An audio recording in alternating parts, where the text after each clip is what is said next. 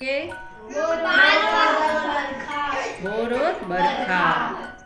तो यह भजन है पूरा, और भजन किसने लिखा है? मीराबाई ने। और मीराबाई किसकी भक्त थी? कृष्ण भगवान की। तो कृष्ण को अपना क्या मानती थी? प्रभु भगवान अपना पति के रूप में मानती थी। इसलिए वो हर समय उन्हीं के बारे में सोचती रहती। वो सोती तो भगवान को भी सुलाती, वो जगती तो उनको भी जगाती थी, है ना। वो उनको हर समय अपने साथ रखती थी। उनके वहाँ ननियाल से उनको एक छोटी सी मूर्ति दी थी ना, वो मूर्ति लेके आई थी, तब से बस वो उनकी अनन्य भक्त हो गई थी। मीरा कहाँ की रहने वाली थी? मेड़ता की। और उनकी शादी कहाँ कराई थी? चित्तौड़।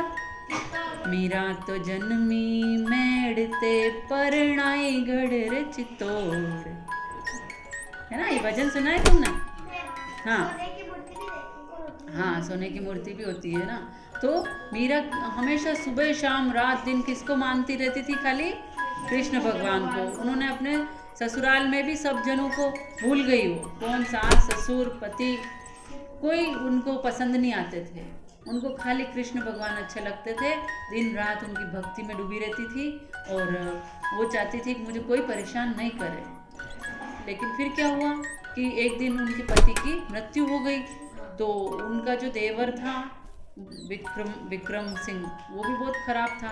उसने उनके ऊपर अत्याचार करने शुरू कर दिए, है ना।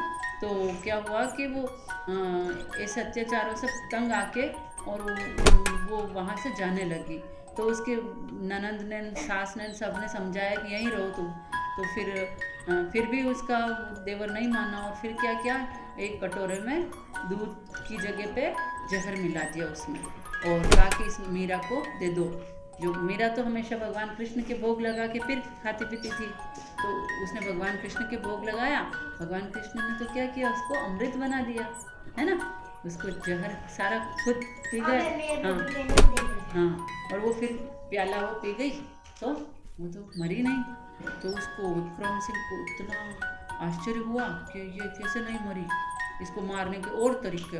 फिर जो वो फूलों की टोकरी होती थी उसमें उसने क्या भेजे, फूलों की टोकरी के बीच में सांप पिटारा, यानी कि सांप भर के भेज दिए, और ऊपर से बंद कर दी, तो वो सांप पिटारा हो गया। तो उसने जैसे खोला तो वो सांप पिटारे की जगह पे क्या बन गए, फूल बन गए, सुंदर सुंदर। और उसने वो फूल भगवान के चढ़ा दिए। इस तरह से उनको बहुत तंग किया था। फिर वो लोग तंग कर कर के थक गए, पर मीरा भक्ति कर कर के नहीं थकी। फिर धीरे धीरे वो वहाँ से निकल के वो वृंदावन भी गई। वृंदावन में कृष्ण भगवान की बहुत भक्ति की, साधु संतों के साथ में बहुत भक्ति करती थी। फिर वो द्वारिका आ गई, है ना। गुजरात में द्वारिका है ना, वहाँ पे द्वारिकाधीश का मंदिर है। वहाँ पे आ गई, कई सालों तक वहीं पे रहते रहते वो भजन कीर्तन करती रहती थी। और फिर धीरे धीरे सब लोग ऐसे कहते हैं कि वो भगवान कृष्ण की मूर्ति में ही समा गई, यानी कि उनकी वहीं पे मृत्यु हो गई, भगवान के चरणों में ही।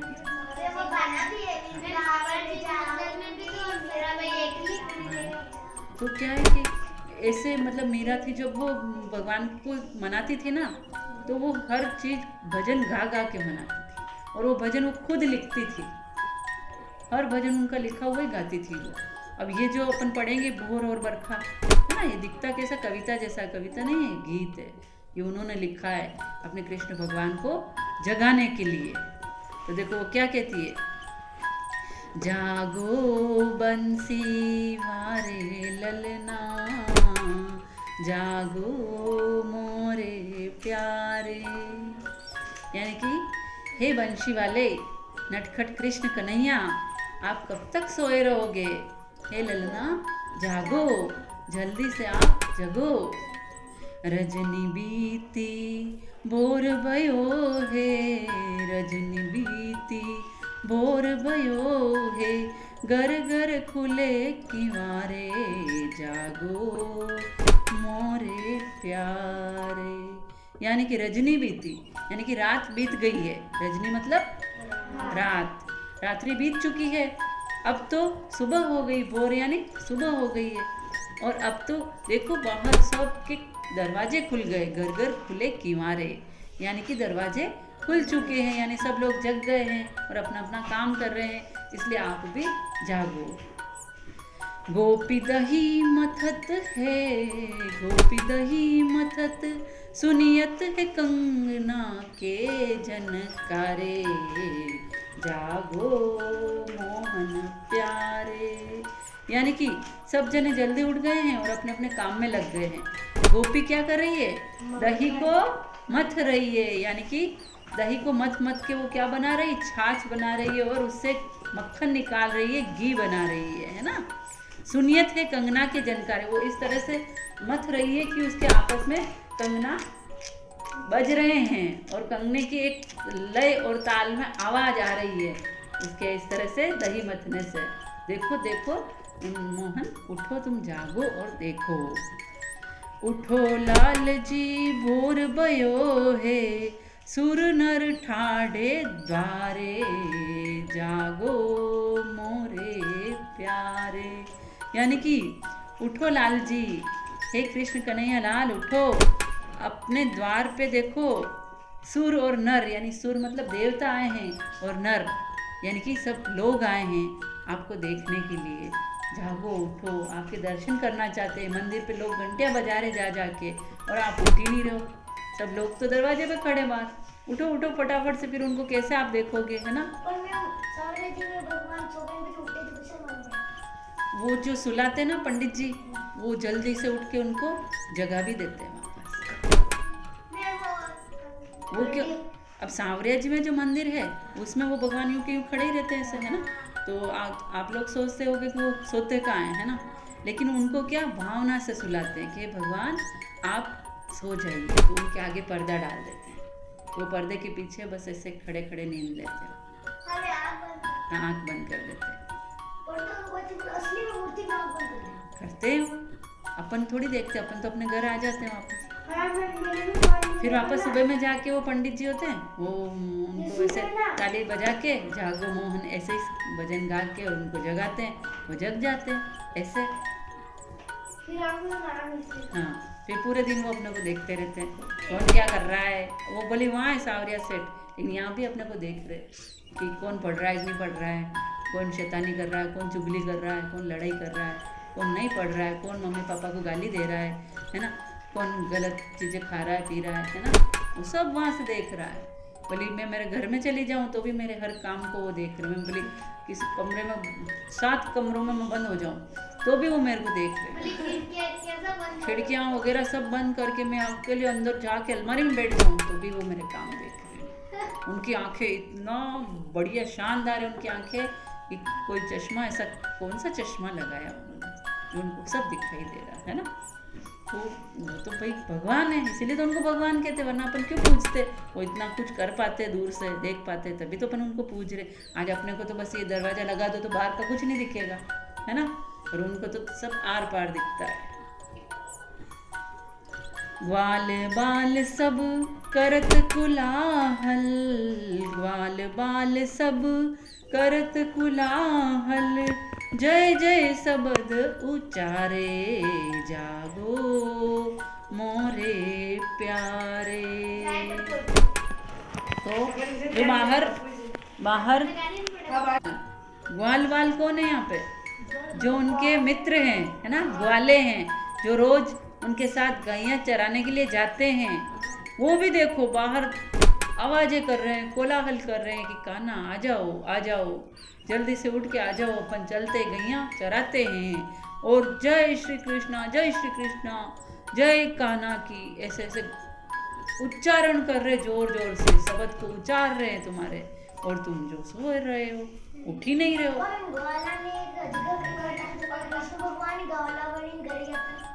हाँ शायद। अच्छा, तेने देखा था? नाग बन के आता वो। अच्छा, रास्ता बन गया था मुंह फाड़ के। अच्छा। हाँ, तो फिर देखो माखन रोटी हाथ महलीनी, उनके हाथ में क्या है?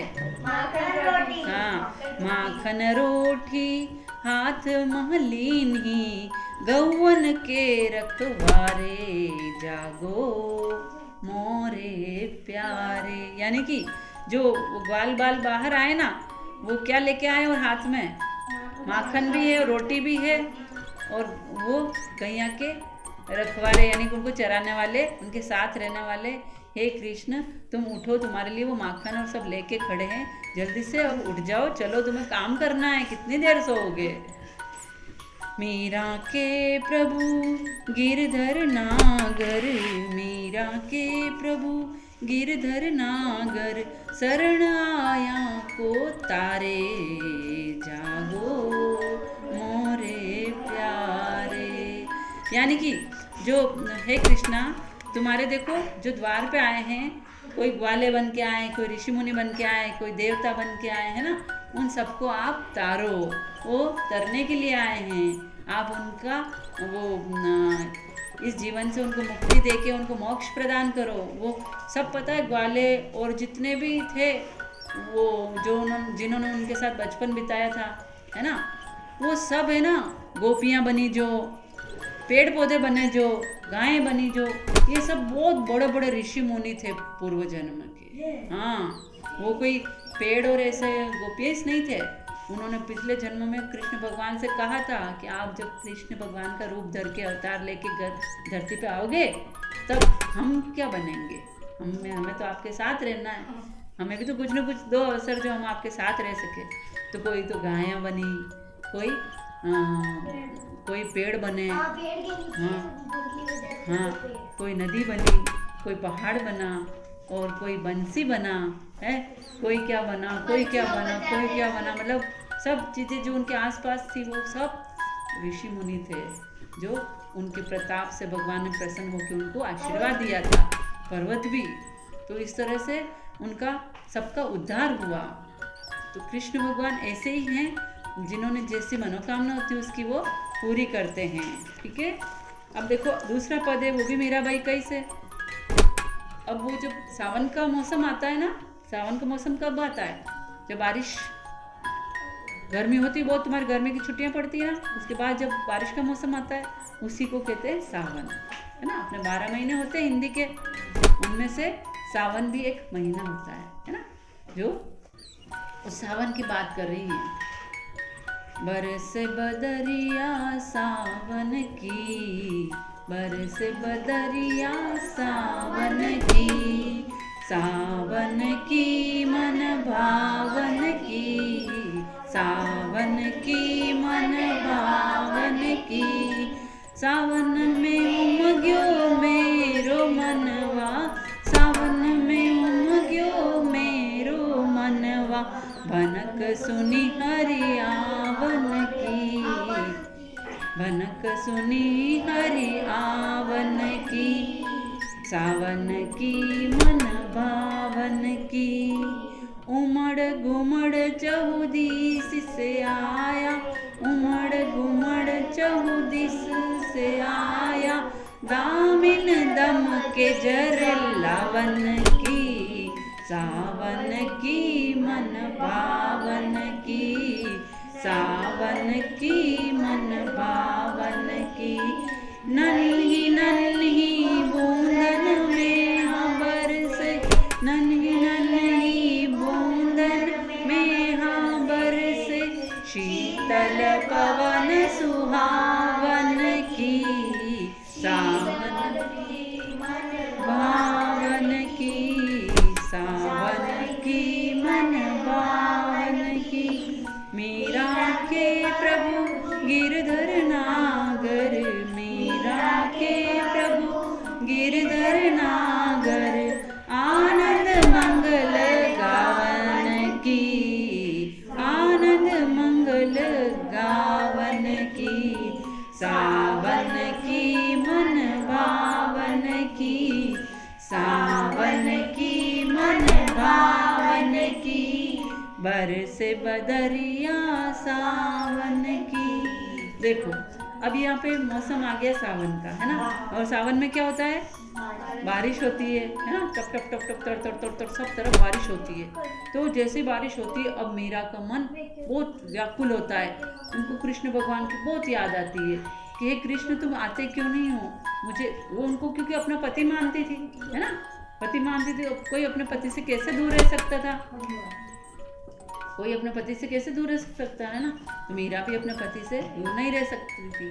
वो बार बार कृष्ण को याद करती थी कि देखो बरसे बदरिया सावन की, यानी कि ये जो बादल है, छोटी छोटी बदलियां हैं सावन में, ये आके बरस रही है, दौड़ दौड़ दौड़ दौड़ दौड़, रिमझिम रिमझिम रिम बरस ही जा रही है, रुक ही नहीं रही है, सावन की मन पावन की। और साथ साथ में मेरे मन को भी बहुत हर्षा रही, मुझे एक तरह से बहुत खुशी हो रही, क्योंकि इस समय क्या होता है, किसान कितने खुश हो जाते हैं बारिश आती तो, अरे वाह अब हमारी फसल बहुत अच्छी होगी, है ना।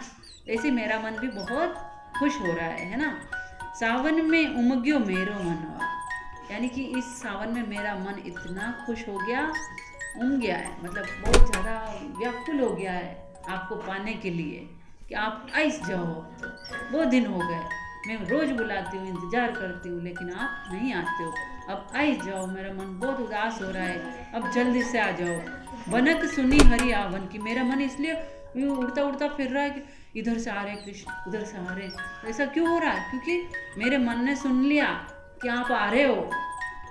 जैसे मेरे मन ने सुन लिया कि आप आ रहे हो, अब मेरा मन कहीं नहीं लग रहा है, उड़ा उड़ा ही रह रहा है बस, कभी इधर कभी उधर, इधर से आएंगे उधर से आएंगे, कहाँ से जहाँ से भी आओ तो सही।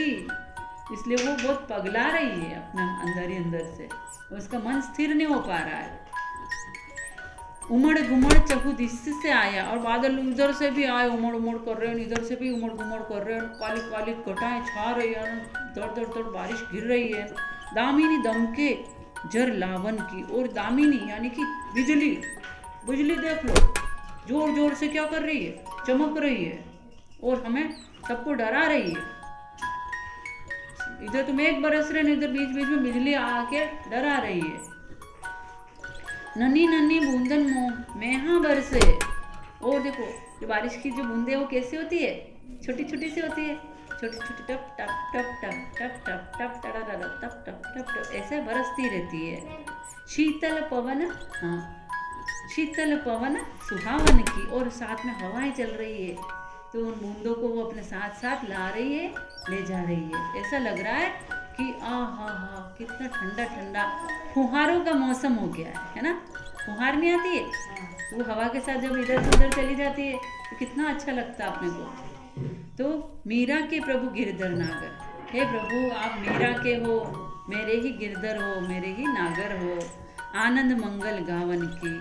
और इसलिए इस खुशी में कि आप आ रहे हो, इस खुशी में मैं आनंद मंगल गा रही हूँ, सबको जोर जोर से गा गा के भजन सुना रही हूँ। क्या कर रही हूँ मैं भजन गा रही हूँ आपके आने की खुशी में, है ना। जैसे अपने घर पे कोई त्योहार आता है ना, तो अपन कितनी सारी तैयारियां करते हैं, है ना। या फिर कोई मेहमान आने वाला आता है तो अपन कितनी तैयारियां करते हैं। ऐसे ही बस मीरा का मन उम गया, यानी कि उड़ा उड़ा फिर रहा है, वो उनकी तैयारी कर रही है कि हाँ अब आ जाएंगे भगवान गिरधर नागर, इधर से आ जाएंगे, चहु दिशा से, वो कहीं से भी आ जाए। बस मेरा मन ये चाहता है कि हे कृष्ण बस एक बार तुम आ जाओ। तो हमने आज भी कृष्ण भगवान के बारे में मीराबाई की भावना से भरा हुआ पाठ पढ़ा। इस पाठ का क्या नाम था? भोर और बरखा। और इसके लेखिका कौन थी? मीराबाई थी। और उन्होंने किसके बारे में लिखा इसमें?